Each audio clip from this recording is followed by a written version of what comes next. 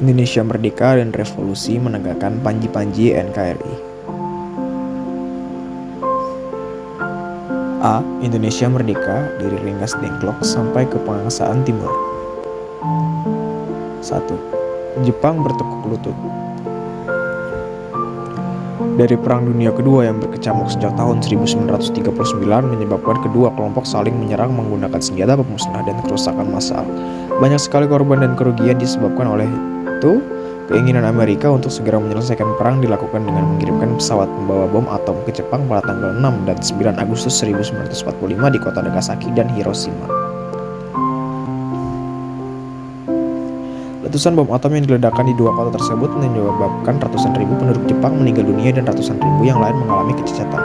Kehancuran itu mengakibatkan semangat dan martabat Jepang jatuh. Mereka tidak dapat berbohong bahwa sekutu memiliki persenjataan yang lebih unggul. Akhirnya Kaisar Jepang menyerah tanpa syarat. Peluang ini juga yang membuka kesempatan Indonesia untuk mendeklarasikan kemerdekaannya. 2. Peristiwa Rengas Dengklok. Peristiwa Rengas Dengklok terjadi karena adanya perbedaan pendapat antara golongan tua dan golongan muda terkait proklamasi kemerdekaan. Pada saat itu golongan muda menginginkan Soekarno dan Hatta segera memproklamasikan kemerdekaan Indonesia karena Jepang telah menyerah pada sekutu. Namun golongan tua menentang hal tersebut dikarenakan masih mempertimbangkan berbagai hal termasuk keamanan.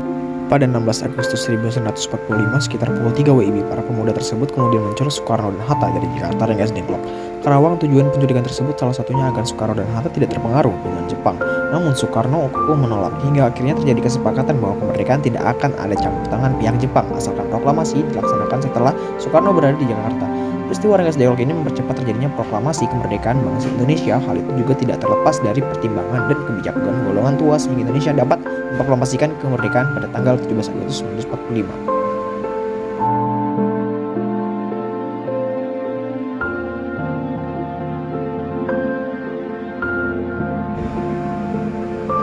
Tiga. Perumusan teks proklamasi. Setelah pertemuan dengan Nishimuro itu dianggap cukup, Soekarno dan Hatta kembali ke rumah Maeda. Setelah berbicara sebentar dengan Soekarno, Hatta dan Ahmad Subarjo, Laksmana Maeda minta diri untuk beristirahat dan mempersilahkan para pemimpin Indonesia berunding sampai puas di rumahnya. Di ruang makan Maeda dirumuskanlah naskah proklamasi kemerdekaan Indonesia. Soekarno pertama kali menuliskan kata pernyataan proklamasi. Ahmad Subarjo kemudian menyampaikan kalimat kami bangsa Indonesia, dengan ini menyatakan kemerdekaan Indonesia. Hatta menambahkan kalimat hal-hal yang mengenai pemindahan kekuasaan dan lain-lain diselenggarakan dengan cara seksama dan dalam tempo yang sesingkat-singkatnya. Soekarno menuliskan Jakarta 17/8/05, wakil-wakil bangsa Indonesia sebagai penutup. Mereka semua sepakat tentang draft itu. Pukul 4 WIB dini hari Soekarno minta persetujuan dan minta tanda tangan kepada semua yang hadir sebagai wakil-wakil bangsa Indonesia. Soekarno mengusulkan agar teks proklamasi cukup ditandatangani oleh Soekarno dan Hatta.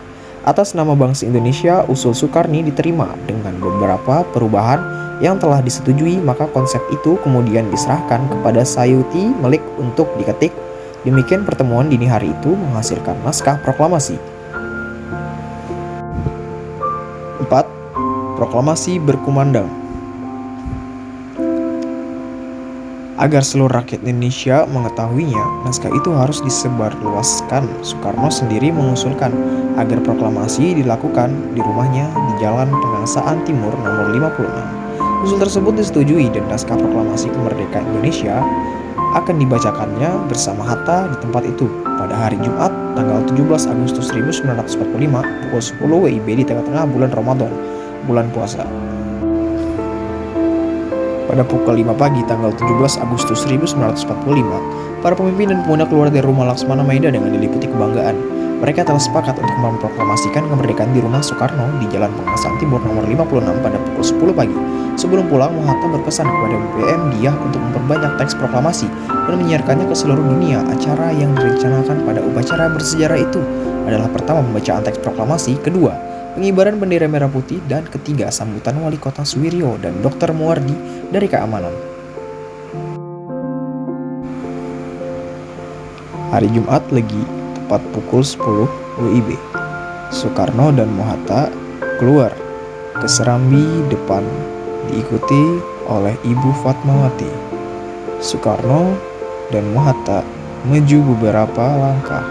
Soekarno mendekati mikrofon untuk membacakan teks proklamasi.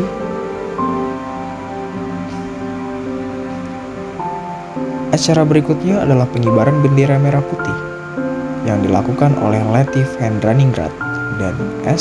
Suhud. Bersamaan dengan naiknya bendera merah putih, para hadirin secara spontan menyanyikan lagu Indonesia Raya tanpa ada yang memimpin. Setelah itu Suwiryo memberikan sambutan dan kemudian disusul sambutan Dr. Muwardi. Sekitar pukul 11 WIB, upacara telah selesai. Kemudian Dr. Muwardi menunjukkan beberapa anggota barisan pelopor untuk menjaga keselamatan Soekarno dan Mohatta. 5. Dukungan dari berbagai lapisan. Rakyat Indonesia di berbagai daerah mendukung proklamasi kemerdekaan Indonesia yang dibuktikan dengan reaksi mereka yang sangat heroik. Keberanian dan kerelaan berkorban ditunjukkan rakyat di berbagai daerah dalam rangka mengambil alih kekuasaan Jepang.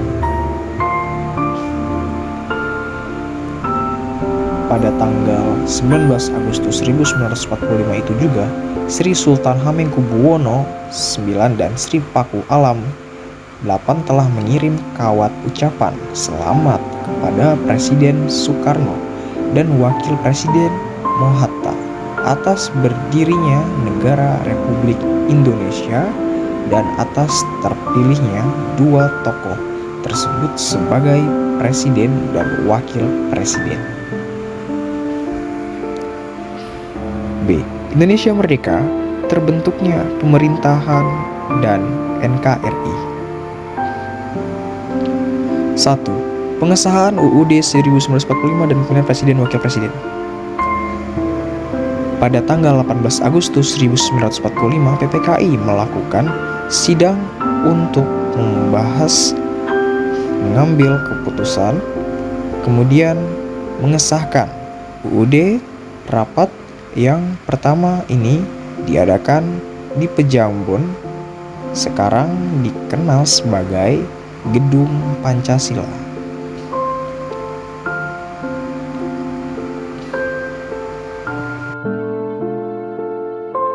Sebelum secara resmi rapat itu dilaksanakan, berkembang isu yang terkait dengan bunyi sila pertama. Ketuhanan dengan kewajiban menjalankan syariat Islam bagi pemeluknya.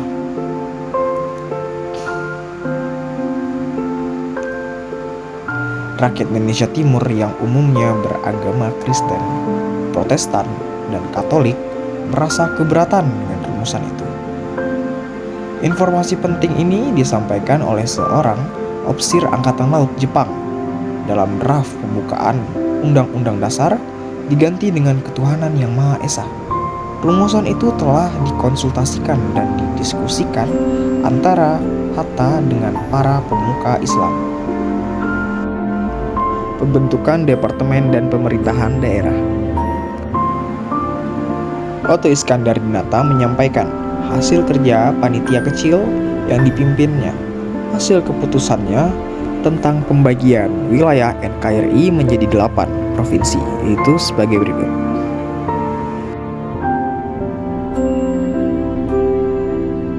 Yang pertama Jawa Tengah, yang kedua Jawa Timur, ketiga yang keempat Sulawesi, yang kelima Maluku, yang keenam Sunda Kecil, yang ketujuh Sumatera, dan yang kedelapan adalah Jawa Barat.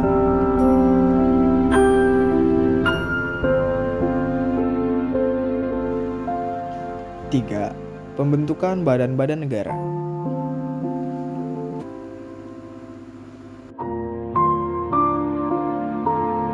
Dalam sidang kali ini diputuskan mengenai pembentukan Komite Nasional Seluruh Indonesia dengan pusatnya di Jakarta, KNIP atau Komite Nasional Indonesia Pusat. Diresmikan dan anggota-anggota dilantik pada tanggal 29 Agustus 1945. 4. Pembentukan Kabinet.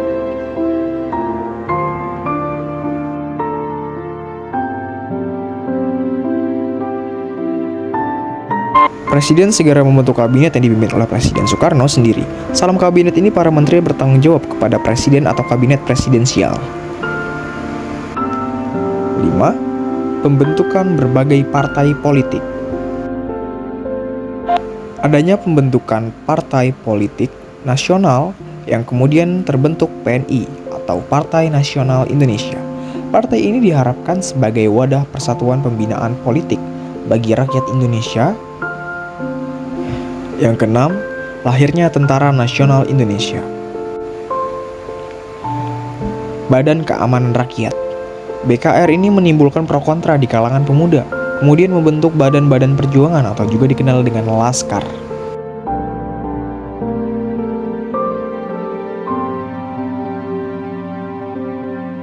Tentara Keamanan Rakyat. Supriyadi diangkat sebagai Menteri Keamanan Rakyat pada tanggal 9 Oktober 1945. Heiho dan laskar-laskar yang ada untuk bergabung menjadi satu dalam TKR.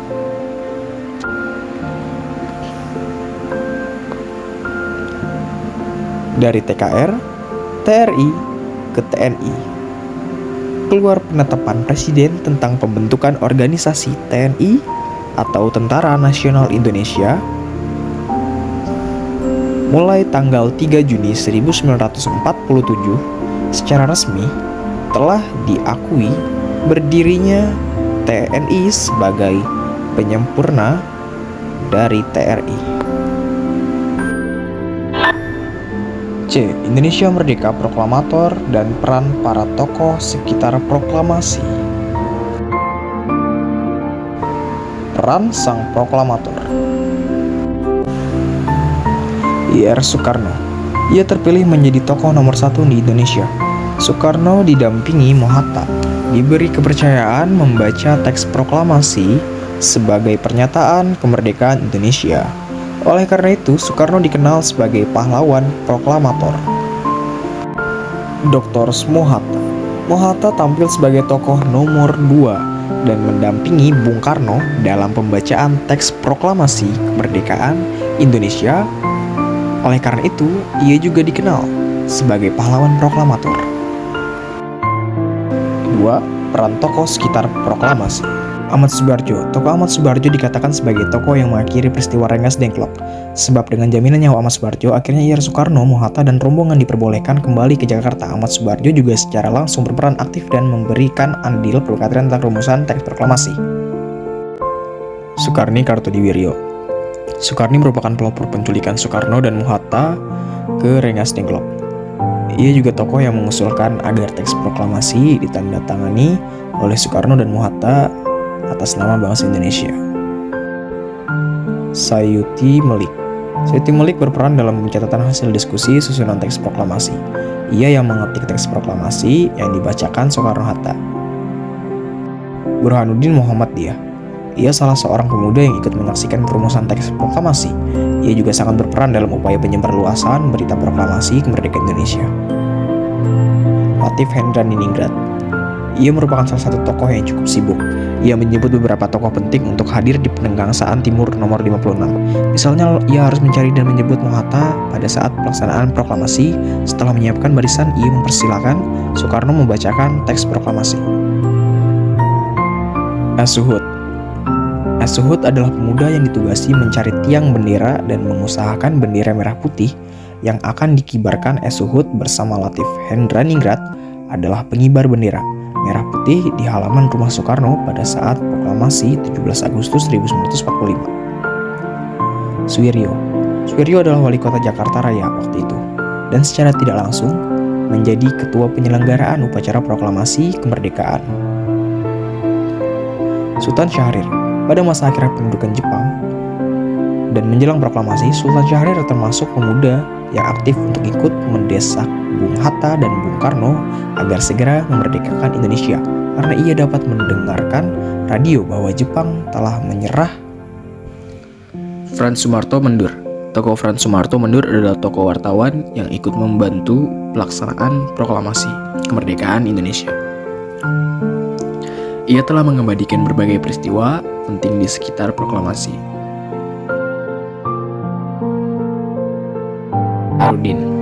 Syahrudin adalah seorang wartawan Dumei. Ia dengan berani masuki halaman gedung siaran RRI. F. Wus dan Yusuf Ronodipuro.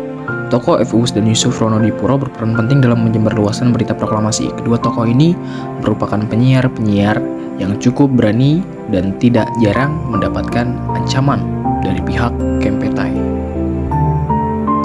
Lambertus Nicodemus Palar. Lambertus Nicodemus Palar atau lebih dikenal dengan Ellen Palar adalah seorang diplomat ulung dalam perjuangan kemerdekaan Indonesia, khususnya melalui diplomasi. Ia lahir di Tamuhan, Sulawesi Utara pada tanggal 5 Juni 1900. Sumitro Djohadikusumo.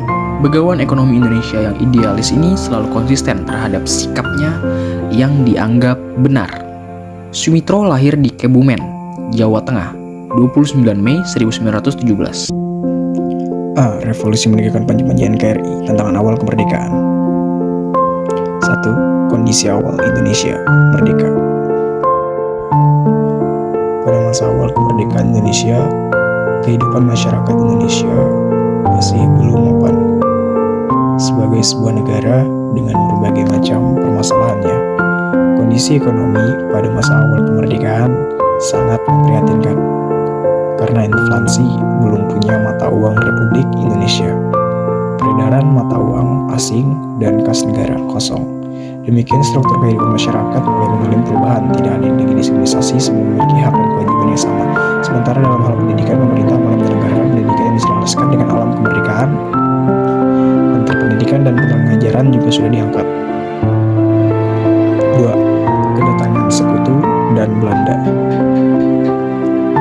Jepang menyerah tanpa syarat pada sekutu dalam Perang Dunia II pada 15 Agustus 1945. Artinya sebagai pemenang Perang Dunia II, sekutu memiliki hak atas kekuasaan Jepang di berbagai wilayah yang pernah dikuasai Jepang, terutama wilayah yang sebelumnya jajahan negara-negara yang masuk kelompok sekutu, termasuk Belanda yang pernah menguasai Indonesia. Sekutu masuk Indonesia dibojongi Netherlands Indies Civil Administration.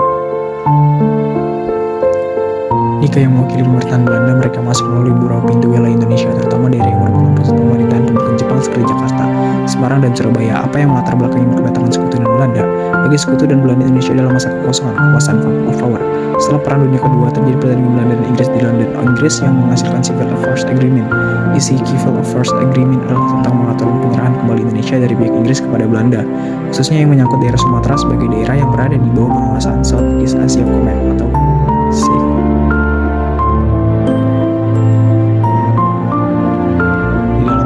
Tersebut terdapat langkah-langkah SACE, yaitu fase pertama, tentara sekutu akan menggunakan operasi militer untuk memberikan keamanan ketertiban.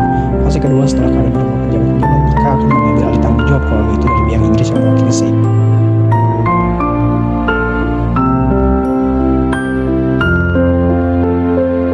Setelah diketahui Jepang menyerah pada tanggal 15 Agustus 1945, maka Belanda mendesak Inggris agar segera mengesahkan hasil perundingan tersebut.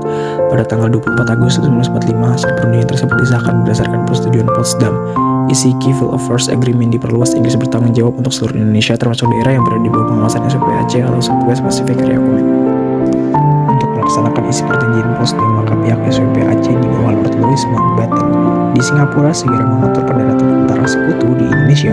Kemudian pada tanggal 16 September 1945, wakil Mountbatten, yakni Laksmana Budawa R. Peterson, dengan menumpang kapal Cumberland mendarat di pelabuhan Tanjung Perak, Surabaya dalam rombongan Peterson, ikut serta Ventikles seorang Belanda yang mewakili Haji Van Loo. Pada saat perundingan antara Belanda dan Inggris, dan Parlemen Inggris telah memutuskan kepada pemerintahan Inggris untuk tidak menggunakan pasukannya untuk membantu pihak lain selain melaksanakan tugas sekutu. Pada saat perundingan antara Belanda dan Inggris, dan Parlemen Inggris telah memutuskan kepada pemerintah Inggris untuk tidak menggunakan pasukannya untuk membantu pihak lain selain untuk melaksanakan tugas sekutu. Setelah informasi dan persiapan dipenuhi cukup, maka Louis Mountbatten membentuk pasukan komando khusus yang disebut Afni Allied Force Netherlands East Indies di bawah pimpinan Letnan Jenderal Sir Philip Christensen. Mereka tergabung dalam pasukan tentara Inggris yang berkebangsaan India yang sering disebut sebagai tentara Gurkha. Pasukan sekutu yang bergabung dalam Afni mendarat di Jakarta pada tanggal 29 September 1945. Tugas tentara Afni adalah sebagai berikut. Pertama, menerima penyerangan kekuasaan tentara Jepang terhadap masyarakat. Kedua, memberikan pertawaran perang dan tangiran sekutu. Ketiga, melanjutkan dan memperkenalkan Jepang untuk pulang ke negerinya. Keempat, menegakkan dan mempertahankan keadaan damai, menciptakan ketertiban dan keamanan untuk kemudian diserahkan ke kebutuhan sipil dan mengumpulkan keterangan tentang penjahat perang untuk kemudian diadili sesuai hukum yang berlaku. Kekuatan pasukan Afni dibagi menjadi 3 divisi, yaitu sebagai di bawah pimpinan Jenderal D.C. Hawthorne. Daerah tugasnya di Jawa bagian barat dan berpusat di Jakarta. Kedua, Divisi India 5 di bawah komando Jenderal E.C. Bangsal bertugas di Jawa bagian timur dan berpusat di Surabaya. Ketiga, Divisi India 26 di bawah komando Jenderal H.M. Chambers bertugas di Sumatera, pusatnya di Medan. Sementara tentara Sekutu dijanjikan kain akan melakukan kembali kekuasaannya di Indonesia. Hal ini menimbulkan kecurigaan terhadap Sekutu dan bersikap anti Belanda. Sementara Christison sebagai komunikasinya menyadari bahwa untuk menjalankan tugasnya tidak mungkin tanpa bantuan pemerintah RI. Oleh karena itu, Christison bersedia berunding dengan pemerintah RI. Selanjutnya, Christison bertanggal 1 Oktober 1945 mengeluarkan pernyataan pengakuan secara de facto tentang negara Indonesia. Namun dari pernyataannya pernyataan tersebut banyak dilanggarnya. Ketiga, merdeka atau mati.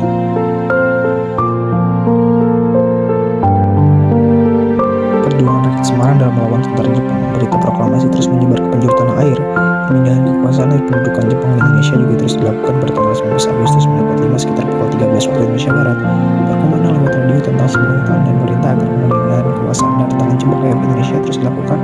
Hal ini semakin membakar semangat para pemuda Semarang dan sekitarnya untuk melakukan perebutan kekuasaan. Setelah pemerintahan RI bagian Semarang mengeluarkan pernyataan tulisan di Semarang, semakin panas Jepang tidak menyerahkan sebuah pemerintah di Semarang. Pada tanggal 7 Oktober 1945, ribu pemuda Semarang menyuruh menginvasi tentara Jepang ke Dagotai di Jatinangor. Tentara pimpinan mereka sedang berunding dalam komisi untuk membahas mengenai penyerahan senjata. Perundingan itu berjalan bersedat, tapi akhirnya disepakati penyerahan senjata secara bertahap. Pada tanggal 15 Oktober 1945, sekitar 4 orang tawanan Jepang dari pabrik gula Cipiring diangkut oleh para pemuda ke Penjuru Bulu, Semarang, dan penjelasan sebagai dari tawanan berhasil melarikan diri dan meminta perlindungan kepada batalion Kadabutai. Tanpa menunggu perintah, para pemuda segera menyerang dan melakukan perebutan senjata terhadap Jepang. Terjadilah pertempuran sengit antara rakyat Indonesia melawan pasukan Jepang. Pertempuran yang dikenal dengan pertempuran 5 hari di Semarang pada tanggal 14 Oktober 1945. Pada petang harinya, petugas kepolisian Indonesia yang menjaga persediaan air minum di Ungkai diserang oleh pasukan Jepang. Mereka tidak disiksa. Tidak terserang lama, para pemuda menyerang tentara Jepang. Para pemuda berhasil menangkap Mayor Jenderal Notomura di kediamannya di Magelang. Tokoh Jepang ditahan oleh para pemuda. Hal ini semakin meningkatkan kemarahan Jepang. Pada hari kedua dan ketiga, Jepang berusaha dapat menguasai daerah Semarang kembali.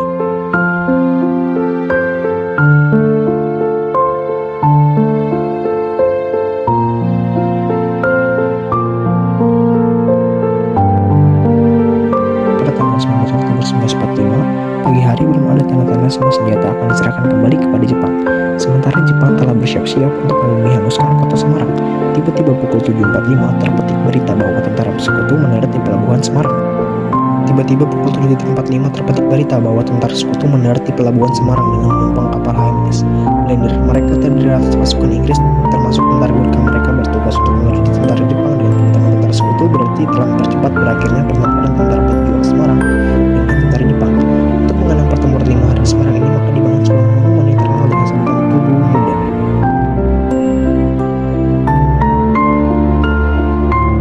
Berikut merupakan ringkasan jika Jepang, Inggris, dan Belanda menjadi daerah di Indonesia, mengambil kekuasaan Jepang di Jakarta, area Surabaya untuk Indonesia, pertempuran Palagan Ambarawa, pertempuran di Medan, area Sumatera Utara, Bandung Lautan Api, berita proklamasi di Sulawesi, operasi lintas laut Banyuwangi, Bali. B. Revolusi menemukan panji-panjian Kargi antara perang dan diplomasi.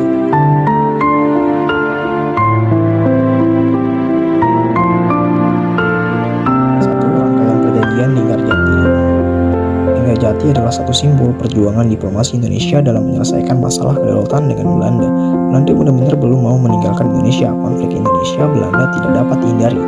Kontak senjata dan perundingan dilakukan oleh kedua negara. Bangsa Indonesia juga sadar bahwa kekuatan senjata bukan salah-satunya jalan untuk mencapai kemerdekaan. Jalur diplomasi atau perundingan adalah jalan lain yang perlu ditempuh bangsa Indonesia. Perundingan awal di Jakarta pada tanggal 1 Oktober 1945 telah diadakan perundingan antara Christison Inggris dengan pihak Republik Indonesia. Dalam perundingan ini, Van Mook selaku wakil dari Belanda mengajukan usul-usul antara lain sebagai berikut. Pihak Indonesia mengajukan usul bahasanya di saat yang sama situasi kabinet Syahrir mengalami krisis. Persatuan Perjuangan kedua pimpinan termalak melakukan oposisi. Kabinet Syahrir jatuh, Presiden Soekarno kemudian menunjukkannya kembali sebagai Perdana Menteri. Kabinet Syahrir II terbentuk pada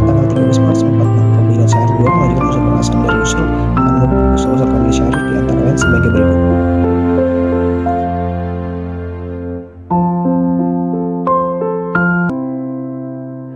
Usulan Syahrir tersebut ternyata ditolak oleh PAMU. Sebagai jalan keluarnya, PAMU mengajukan usul pengakuan Republik Indonesia sebagai wakil Jawa untuk mengadakan kerjasama dalam upaya pembentukan negara federal yang bebas dari lingkungan kerajaan Belanda. Pertanggal 27 Maret 1946, usulan Syahrir memberi jawaban disertai konsep persetujuan yang isi pokoknya antara lain sebagai berikut.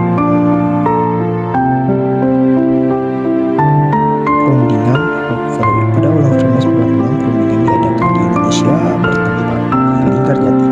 Pelaksanaan sidang-sidangnya berlangsung pada tanggal 11 sampai 15 November 1946. Delegasi Indonesia dipimpin oleh Sultan Syahrir, anggotanya Mr. Mohoroem, Mr. Susanto Tirto Pojo, dan Aka Gani. Sementara pihak Belanda dipimpin oleh Prof. Schermerhorn dengan beberapa anggota yakni Van Mook, F. de Boer, dan Van Poel sebagai penengah dan pemimpin sidang andalan. Lord Killern juga ada saksi-saksi yakni Amir Syarifudin, Dr. Limina, Dr. Sudarsono, dan Ali Budiarjo. Presiden Soekarno dan Wakil Presiden Mohatta juga hadir di dalam perundingan Linggarjati itu. Dalam perundingan itu dihasilkan kesepakatan yang terdiri atas 17 pasal. Isi pokok perundingan Linggarjati sebagai berikut.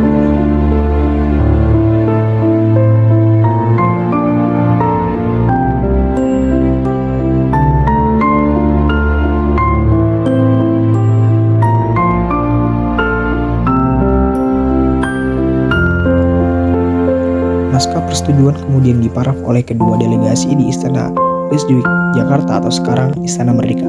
Isi perundingan itu harus disahkan dahulu oleh parlemen masing-masing. Indonesia oleh KNIP untuk meratifikasi dan mensahkan isi perundingan Linggarjati. Kedua parlemen masih enggan dan belum puas. Pada bulan Desember 1946, Presiden mengeluarkan peraturan nomor 6 tentang penambahan anggota KNIP. Hal ini dimaksudkan untuk memperbesar suara ya pro perjanjian Linggarjati dalam KNIP. Tanggal 20 Februari 1947, Presiden melantik 232 anggota baru KNIP. Akhirnya isi perundingan Linggarjati disahkan oleh KNIP pada tanggal 25 Maret 1947, kali dikenal sebagai tanggal persetujuan Linggarjati. Berikut merupakan konferensi Malin.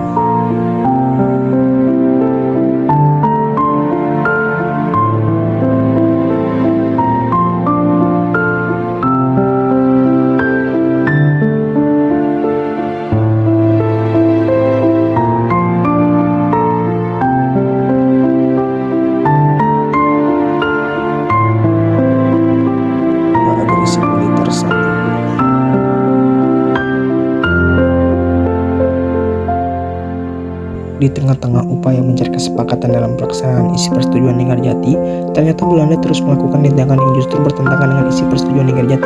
Di samping mensponsori pembentukan pemerintahan boneka, Belanda juga terus masukkan kekuatan tentaranya.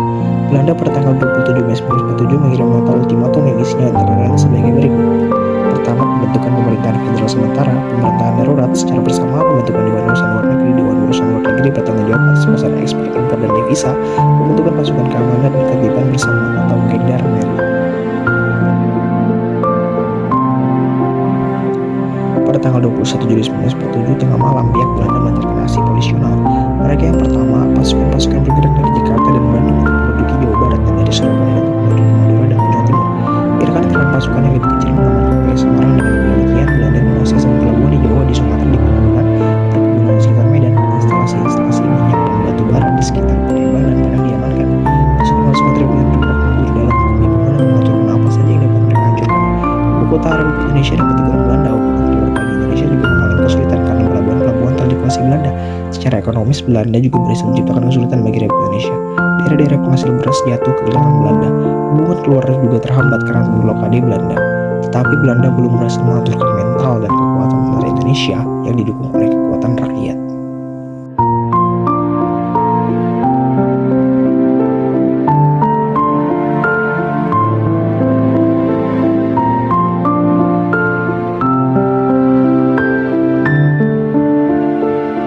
Pada tanggal 30 Juli 1947, pemerintah India dan Australia mengajukan permintaan resmi agar masalah Indonesia Belanda dimasukkan dalam agenda Dewan Keamanan PBB. Permintaan itu diterima baik dan dimasukkan dalam agenda sidang Dewan Keamanan PBB. Tanggal 1 Agustus 1947, Dewan Keamanan PBB meminta penghentian pengusuhan kedua belah pihak dan mulai berlaku sejak tanggal 4 Agustus 1947. Sementara itu, untuk mengawasi pelaksanaan gencatan senjata, Dewan Keamanan PBB membentuk komisi yang konsuler dengan anggota-anggotanya yang terdiri atas para konsul jenderal yang berada di wilayah Indonesia. Komisi konsuler diketahui oleh Konsul Jenderal Amerika Serikat Dr. Walter Foote dengan beranggotakan Konsul Jenderal Cina, Belgia, Prancis, Inggris, dan Australia. Ternyata Belanda masih terus berulah. Sebelum Komisi 3 negara datang di Indonesia, Belanda terus mendesak wilayah dan melakukan perluasan wilayah kedudukannya. Kemudian tanggal 29 Agustus 1947 secara sepihak Van Mook memproklamasikan garis demarkasi Van Mook menjadi garis batas antara daerah pendudukan Belanda dan wilayah Republik Indonesia. Pada saat gencatan senjata dilaksanakan, garis-garis itu pada umumnya menemukan titik terdapat posisi Belanda. Menurut garis Van Mook, wilayah Republik Indonesia lebih terdiri dari 3 wilayah Jawa, makanya wilayah Jawa Tengah bagian timur dikurangi pelabuhan-pelabuhan dan perairan laut. Peran Komisi 3 negara. Masalah Indonesia Belanda telah dibawa dalam sidang-sidang PBB. Hal ini menunjukkan bahwa masalah Indonesia telah menjadi perhatian bangsa-bangsa dunia. Kekuatan Indonesia di forum internasional pun semakin kuat dengan kecakapan para diplomat Indonesia yang meyakinkan negara-negara lain bahwa kedaulatan Indonesia sudah sepantasnya dimiliki bangsa Indonesia. Tentu saja bahwa kepercayaan bukan disebabkan oleh para diplomator saja. Perjuangan rakyat Indonesia adalah bukti bahwa kemerdekaan merupakan kehendak seluruh rakyat Indonesia. PBB sebagai organisasi internasional berperan aktif penyelesaian konflik antara Republik Indonesia dengan Belanda. Berikut ini beberapa PBB dalam penyelesaian konflik Indonesia-Belanda. Atas usul Amerika Serikat, DKPBB membentuk Komisi 3 negara (KTN) yang beranggotakan Amerika Serikat, Australia, dan Belgia. KTN berperan aktif dalam menyelenggarakan perjanjian Renville serangan Belanda pada agresi militer 2 dilancarkan di depan mata KTN sebagai wakil DKPBB di Indonesia. KTN membuat laporan yang disampaikan kepada DKPBB bahwa Belanda banyak melakukan pelanggaran. Hal ini telah menempatkan Indonesia lebih banyak didukung negara-negara lain. 4. Perjanjian Renville. Komisi 3 negara tiba di Indonesia pada tanggal 27 Oktober 1947 dan segera melakukan kontak dengan Indonesia maupun Belanda. Indonesia dan Belanda tidak mau mengadakan pertemuan di wilayah yang dikuasai oleh salah satu pihak. Oleh karena itu, Amerika Serikat menawarkan untuk mengadakan pertemuan di gelar kapal Renville milik Amerika Serikat. Indonesia dan Belanda kemudian menerima tawaran Amerika Serikat. Perundingan Renville secara resmi dimulai pada tanggal 8 Desember 1947 di kapal Renville yang sudah berlabuh di pelabuhan Tanjung Priok. Dengan berbagai pertimbangan, akhirnya Indonesia menyetujui isi perundingan Renville yang terdiri atas 3 hal sebagai berikut.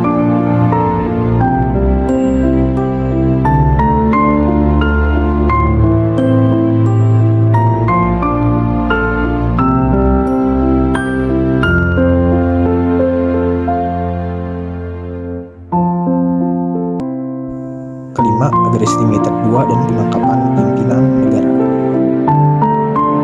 Sebelum mencabut perundingan Renville, sudah ada tanda-tanda bahwa Belanda akan menganggap persetujuan Renville. Oleh karena itu, pemerintah Republik Indonesia dan TNI sudah memperhitungkan bahwa suatu waktu Belanda akan melakukan aksi militernya untuk menghancurkan RI dengan kekuatan senjata. Untuk menghadapi kekuatan Belanda, maka dibentuk Markas Besar Komando Jawa atau MBKD yang dipimpin oleh A.H. Nasution dan Hidayat.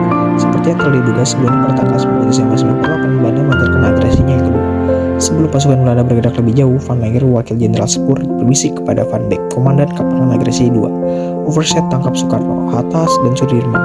Mereka bertiga masih ada di istana. Demikian membuat pemimpin Belanda berhadap Van Beek untuk menangkap dan membunuh ketiga pimpinan nasional kita. Agresi militer 2 itu telah menimbulkan bencana militer dan politik baik bagi Belanda maupun Indonesia. Walaupun Belanda tak memperoleh kemenangan dengan mudah, tetapi sebenarnya membayar cukup mahal. Serangan Belanda ini telah menuai kritik dari berbagai negara.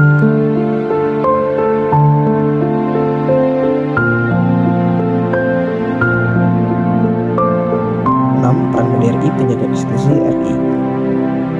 Pada saat terjadi agresi militer Belanda 2, Presiden Soekarno telah membuat kepada Syafariddin, perawi negara yang ketika itu berada di Bukit Tinggi, untuk membantu pemerintahan Eropa. Soekarno mengirimkan mandat serupa kepada Mr. Maramis dan Dr. Sudarsono yang sedang berada di New Delhi, India. Apabila pembentukan PDRI di Sumatera mengandung pengenalan nama Syafariddin berhasil menjelaskan berdirinya pemerintahan darurat Republik Indonesia. Ini dilakukan di Kabupaten 50 Kota pada tanggal 10 Desember 1948.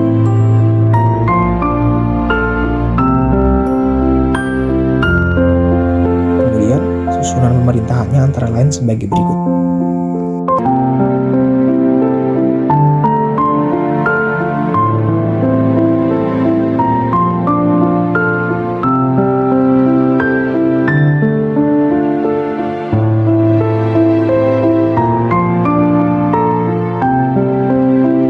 Tetap memimpin gerilya.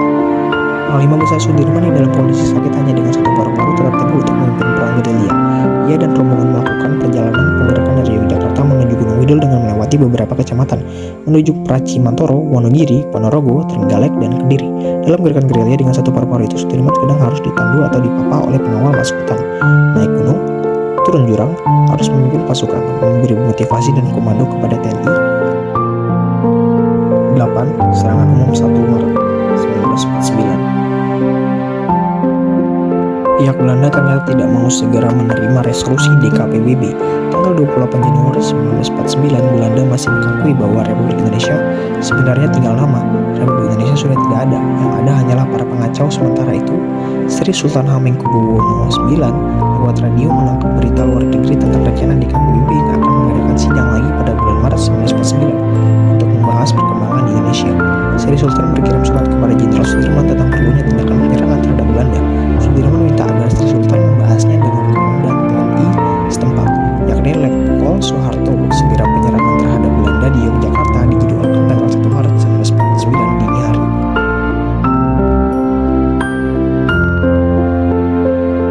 9. Persetujuan Rouen-Royen.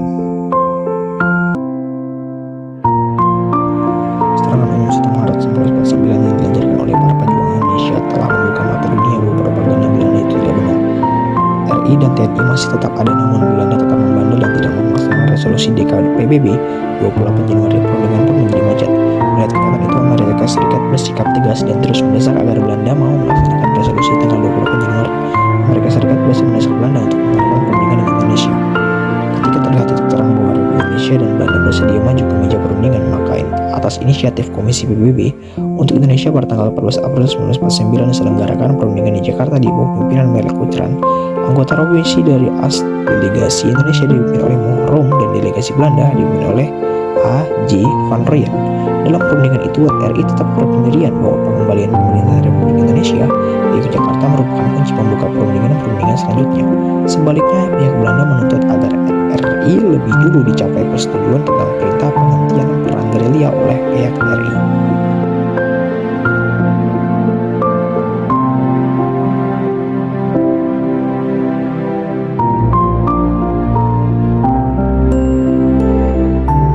Setelah pemerintahan RI kembali ke Yogyakarta pada tanggal 13 Juni 1949 diselenggarakan sidang kabinet RI.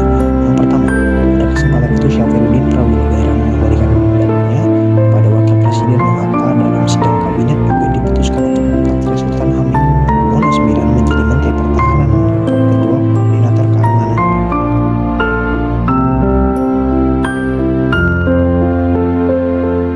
10. Yogyakarta kembali.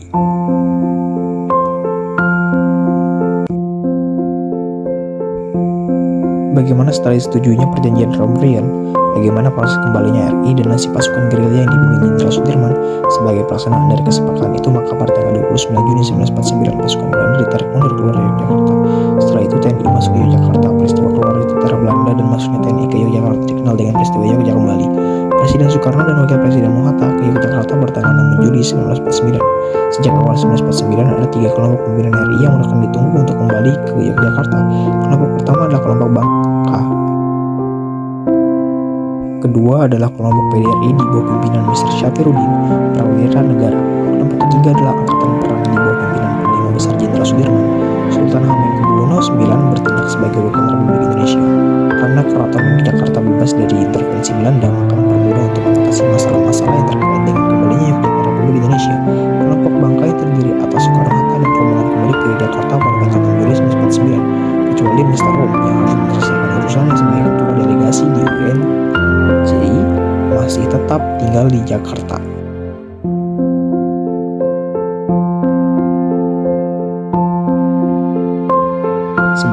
Merdeka atau mati. Belanda tidak berhasil membentuk negara-negara bagian dari suatu negara federal BFO. Namun di antara para pemimpin BFO banyak yang sedang melakukan pendekatan untuk bersatu kembali dalam upaya pembentukan Republik Indonesia Serikat RIS. Hal ini terutama didorong oleh sukses yang diperoleh para pejuang dan TNI kita di dalam perang gerilya. Mereka sadar hanya akan dijadikan alat dan boneka bagi kekuasaan Belanda. Oleh karena itu perlu dibentuk semacam front untuk menghadapi Belanda. Sementara itu, Kabinet Hatta meneruskan perjuangan diplomasi, yaitu menyelesaikan masalah intern terlebih dahulu. Beberapa kali diadakan konferensi inter-Indonesia untuk menghadapi usaha Karno dengan negara bonekanya. Ternyata hasil konferensi inter-Indonesia itu berhasil dengan baik, walaupun untuk sementara pihak Republik Indonesia menyetujui terbentuknya negara RIS, tetapi bukan berarti pemerintah RIS tunduk kepada pemerintahan Belanda.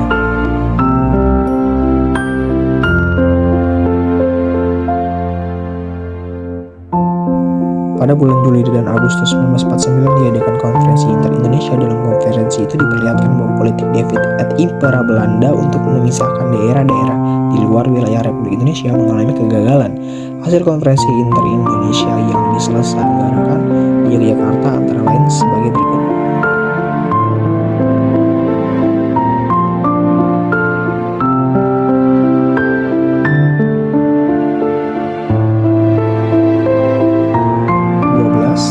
Konferensi Meja Bundar. Perjanjian Romloyen belum menyelesaikan masalah Indonesia Belanda. Salah satu agenda yang disepakati Indonesia Belanda adalah penyelenggaraan konferensi Meja Bundar di Den Haag.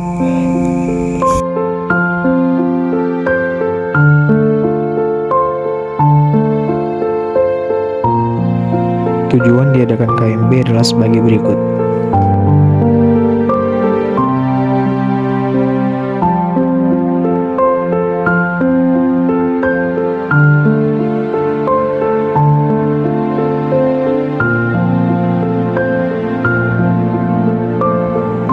Pembentukan Republik Indonesia Serikat.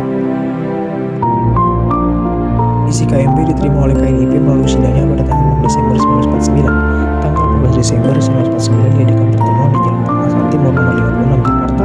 Pertemuan ini dihadiri oleh wakilan pemerintahan RI, pemerintahan negara-negara bagian dan daerah untuk membahas konstitusi RIS. Pertemuan ini menyetujui naskah undang-undang dasar yang akan menjadi konstitusi RIS. Negara RIS berbentuk konfederasi meliputi seluruh Indonesia dan RI menjadi salah satu bagiannya. Keputusan ini sangat merugikan, tetapi merupakan strategi agar Belanda segera mengakui kedaulatan Indonesia sekalipun dalam bentuk federasi RIS. Dalam konstitusi itu juga dijelaskan bahwa presiden dan para menteri yang dipimpin oleh seorang perdana menteri secara bersama-sama merupakan pemerintah lembaga perwakilannya yang terdiri atas dua kamar, yakni Senat dan DPR. Senat merupakan perwakilan negara daerah bagian yang masing-masing diwakili 2 orang. Kemudian DPR beranggotakan 150 orang yang merupakan wakil-wakil seluruh rakyat Indonesia. Pada tanggal 16 Desember 1949, Y.R. Soekarno terpilih sebagai Presiden RIS. Secara resmi, Y.R. Soekarno dilantik sebagai Presiden RIS tanggal 17 Agustus 1949, bertempat di Bangsal City Hinggil, Keraton Yogyakarta oleh Ketua Mahkamah Agung, Mr. Kusuma Atmaja, dan Dr. Mohatta diangkat sebagai Perdana Menteri tanggal 20 Desember 1949. Kabinet Mohatta dilantik, dengan demikian terbentuk pemerintah RIS.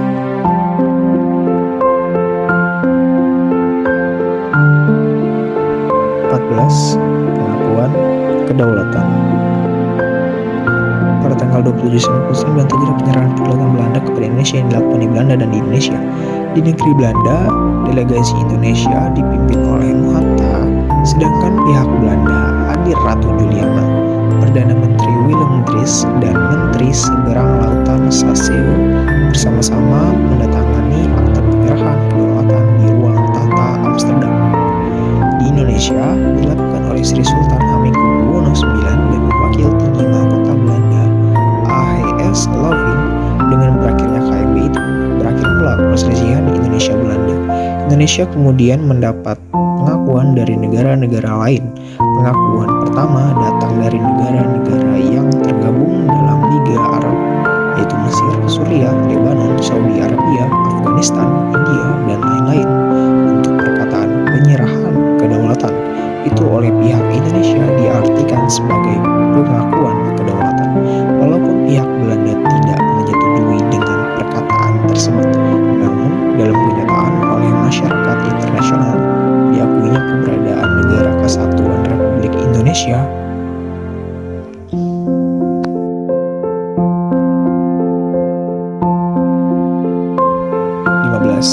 Merdeka atau mati. Setelah RIS menerima pengakuan kedaulatan, segera muncul rasa tidak puas di kalangan rakyat sejumlah 15 negara bagian daerah yang merupakan ciptaan Belanda terasa berbau kolonial sehingga belum merdeka sepenuhnya. Negara-negara bagian ciptaan Belanda adalah sebagai berikut. C. Revolusi menegakkan panji-panji NKRI. Nilai-nilai kejuangan masa revolusi. 1. Persatuan dan kesatuan.